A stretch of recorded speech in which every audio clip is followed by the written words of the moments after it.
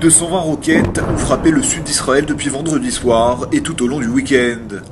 Un déluge de feu sans précédent qui fait suite à l'élimination par Tsahal d'un important chef militaire palestinien. De son côté, l'armée de l'air israélienne a multiplié les frappes contre des groupes de lanceurs de roquettes et des dépôts de munitions. D'après des sources médicales dans la bande de Gaza, au moins 17 Palestiniens ont été tués, en majorité des membres du djihad islamique. Dans le sud d'Israël, 500 000 habitants ont été contraints de passer le week-end dans les abris ou dans des chambres sécurisées. Conséquence, la défense passive a ordonné dimanche matin la fermeture de tous les établissements scolaires de la région sud, dans un périmètre de 40 km autour de la bande de Gaza, et jusqu'à nouvel ordre. À l'origine de l'escalade entre Israël et les factions palestiniennes, cet homme, Zouher al-Qaïsi, le chef des comités de résistance populaire. Vendredi après-midi, il a été tué dans un raid de l'aviation israélienne alors qu'il circulait dans son véhicule à Gaza.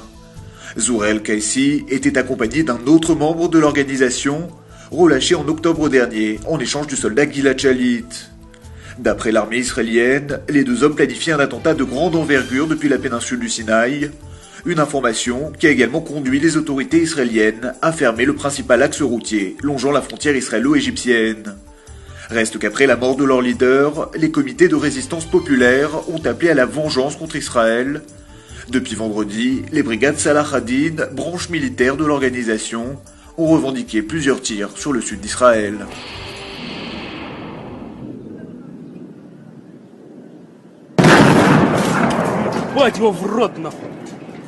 Wow!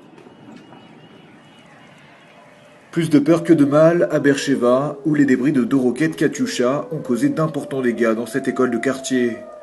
Quelques personnes en état de choc, mais pas de victimes, puisque la défense passive avait ordonné ce lundi la fermeture de tous les établissements scolaires de la région.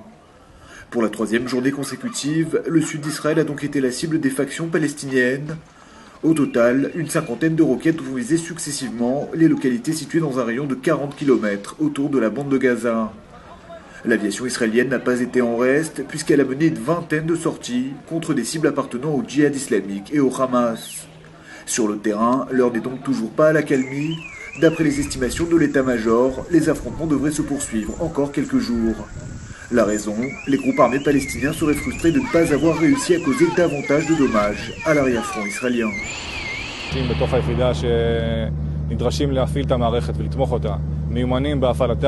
והחיבור הזה של אנשים מוכנים ומערכת מוכנה יכול לתת לנו ביטחון טוב מאוד בהפעלת המערכת ובהירות מבצעי ראשון.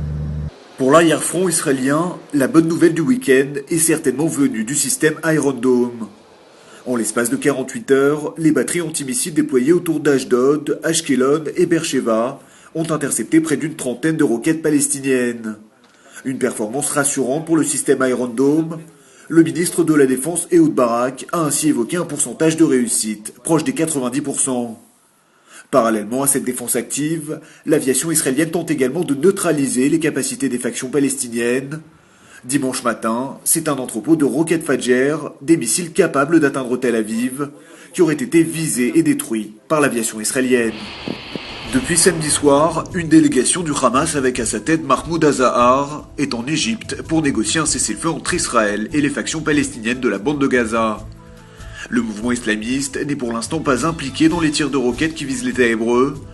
Et pour cause, en attendant que la situation se stabilise en Égypte, voire même en Syrie, sa marge de manœuvre est clairement réduite.